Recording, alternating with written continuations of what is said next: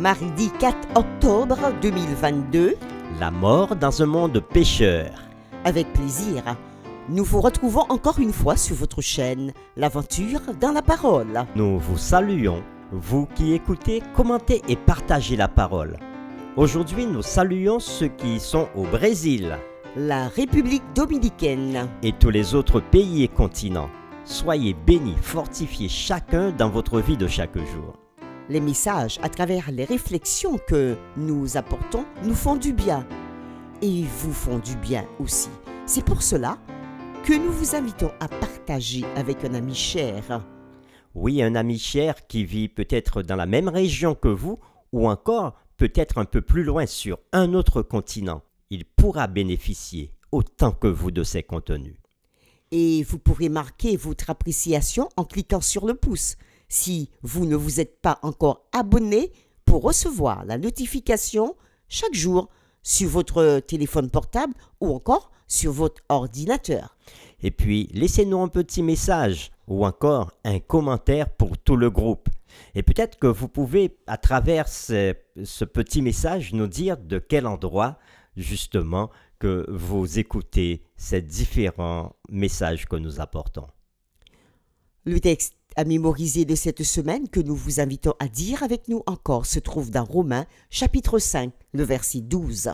Par un seul homme, le péché est entré dans le monde, et par le péché la mort, et qu'ainsi la mort s'est étendue sur tous les hommes parce que tous ont péché. Nous le redisons encore dans Romains chapitre 5, le verset 12. Par un seul homme, le péché est entré dans le monde, et par le péché la mort, et qu'ainsi la mort s'est étendue sur tous les hommes parce que tous ont péché. Dieu a créé un monde parfait, sans péché, sans mal, sans violence, sans insécurité, sans maladie et sans mort. J'écouterai ce que dit Dieu, car il est droit pour qui l'écoute. Sa paix divine est sur tous ceux qui vont à lui quand vient le doute. Fidèlement, je veux le suivre. Il est le Je Dieu veux de la marcher vie, la dans source de la vie ses et le sentiers. donneur de vie. Il est la main. Comment le mal, le péché et la mort se sont-ils répandus sur cette terre? C'est la question à laquelle nous répondons durant les réflexions de cette semaine. Et dans nos séquences précédentes, le samedi 1er octobre, nous avons fait une introduction de la semaine, survolant succinctement ce qui sera développé et ce que nous développons déjà depuis le début de cette semaine. Nous avons dit que Dieu créa un monde parfait, sans maladie, sans mort et sans souffrance. Mais malheureusement, Satan est venu tenter nos premiers parents qui ont succombé à la tentation. Dieu ne les a pas laissés seuls, mais a présenté un plan pour les sortir de cette situation dramatique. Et le dimanche 2 octobre, nous avons vu que nous ne devons pas faire comme Ève et ignorer 3 principes de base. Le premier principe, la raison humaine n'est pas toujours le moyen le plus sûr d'évaluer les questions spirituelles.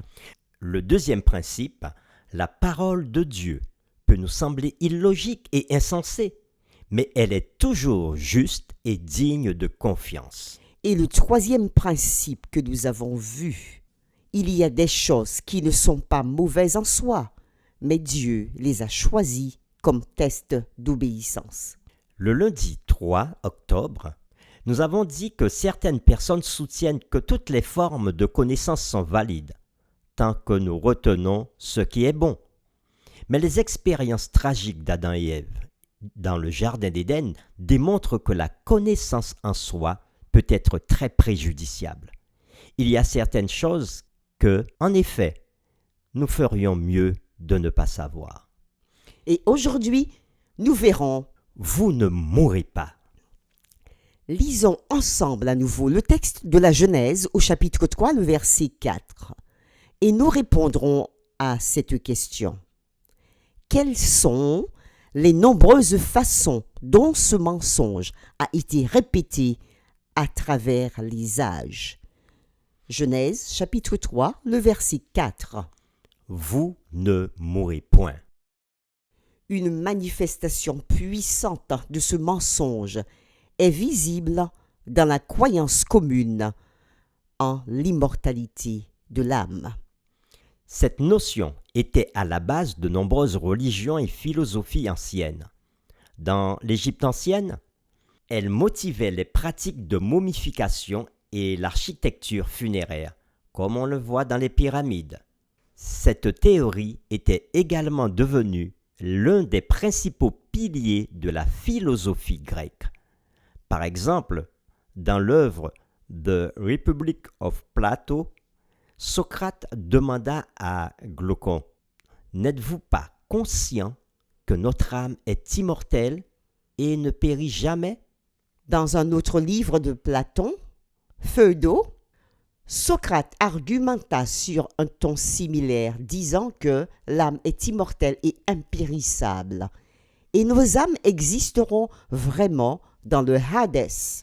Ces concepts philosophiques façonnèrent une grande partie de la culture occidentale, et même le christianisme post-apostolique. Mais ils étaient nés beaucoup plus tôt déjà dans le Jardin d'Éden, avec Satan lui-même. Au cœur de la tentation édénique, Satan assura à Ève « Vous ne mourrez point », tel que nous l'avons lu dans Genèse chapitre 3, le verset 4. Avec cette affirmation emphatique, Satan avait placé sa propre parole au-dessus de la parole de Dieu. Contrairement à l'immortalité de l'âme, qu'enseignent ces versets que nous allons lire maintenant et comment peuvent-ils être utilisés pour contrer ce mensonge? Nous lirons dans le psaume 115, le verset 17.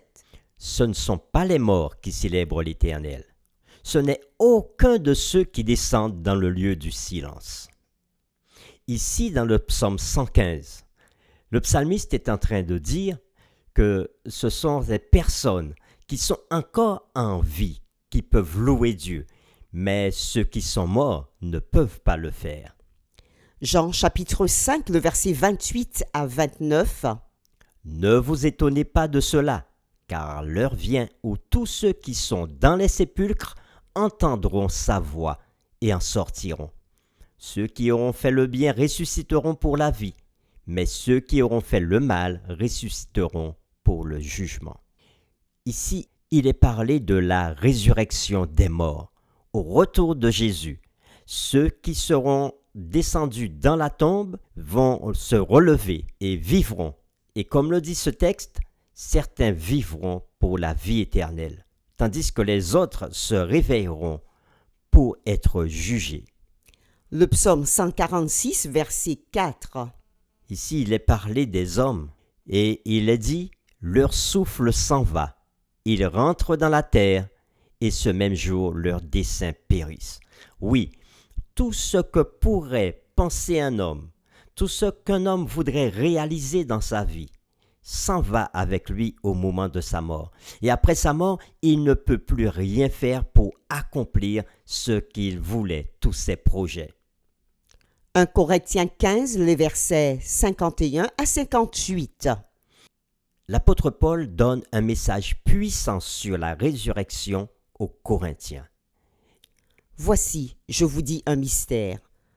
Nous ne mourrons pas tous, mais tous nous serons changés en un instant, en un clin d'œil, à la dernière trompette. La trompette sonnera et les morts ressusciteront incorruptibles et nous serons changés. Car il faut que ce corps corruptible revête l'incorruptibilité et que ce corps mortel revête l'immortalité. Lorsque ce corps corruptible aura revêtu l'incorruptibilité et que ce corps mortel aura revêtu l'immortalité, alors s'accomplira la parole qui est écrite. La mort a été engloutie dans la victoire. Ô mort, où est ta victoire? Ô mort, où est ton aiguillon? L'aiguillon de la mort, c'est le péché, et la puissance du péché, c'est la loi. Mais grâce soit rendue à Dieu, qui nous donne la victoire par notre Seigneur Jésus-Christ. Ainsi, mes frères, soyez fermes, inébranlables, travaillant de mieux en mieux à l'œuvre du Seigneur, sachant que votre travail ne sera pas vain dans le Seigneur. L'apôtre Paul s'adresse aux Corinthiens et il veut leur donner l'espérance, cette grande espérance de la résurrection des morts, où tous ceux qui se sont endormis dans le Seigneur ressusciteront pour vivre avec Jésus. Au son de la trompette, il dit, les morts en Christ ressusciteront. Oui, ils ne resteront pas dans la terre, mais ils se relèveront. Si ils se relèveront, cela veut dire qu'ils étaient impuissants et qu'ils étaient vraiment morts. La théorie satanique de l'immortalité naturelle de l'âme persiste, même dans notre monde moderne. Les livres, les films et les émissions télévisées continuent tous à promouvoir l'idée que, lorsque nous mourrons, nous passons simplement dans un autre état de conscience. Comme il est regrettable que cette erreur soit également proclamée dans de nombreuses chaires chrétiennes. Même la science est impliquée. Il y a une fondation aux États-Unis qui essaie de créer une technologie nous permettant de contacter les morts qui, selon eux, sont encore en vie et existent en tant que PPM, personnes post-matérielles. Avec cette erreur si répandue, il n'est pas surprenant que cette tromperie joue un rôle crucial dans les événements finaux de l'histoire humaine. Pour terminer, ces questions personnelles. En quoi ce mensonge se manifeste-t-il dans votre propre culture? Pourquoi devons-nous nous fier à la parole de Dieu plus qu'à ce que nos sens nous disent? Nous vous invitons à prier avec nous. Merci notre Dieu pour ces révélations que tu nous donnes encore dans ta parole aujourd'hui. Au moment de la tentation dans l'Éden, Satan a dit à Ève que si elle mangeait le fruit avec son mari, ils ne mourraient pas, mais que leurs yeux allaient s'ouvrir et ils connaîtraient le bien et le mal. Aujourd'hui encore, cette même parole est prêchée, est dite, est diffusée dans nos cultures, à la télévision, dans les discours, dans les églises. Et même la science s'y met pour pouvoir dire que l'homme ne meurt pas réellement. Mais Seigneur, même si toutes les philosophies, même si beaucoup de sensibilités religieuses et même si la science veulent faire passer ce message qui ne vient pas de toi, ta parole nous dit le contraire. Ta parole dit, le jour où vous en mangerez, vous mourrez.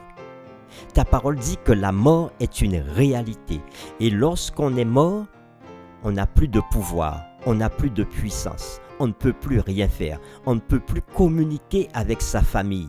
On ne peut plus communiquer avec qui que ce soit. Lorsqu'on meurt, on n'a plus de contact avec le monde du vivant.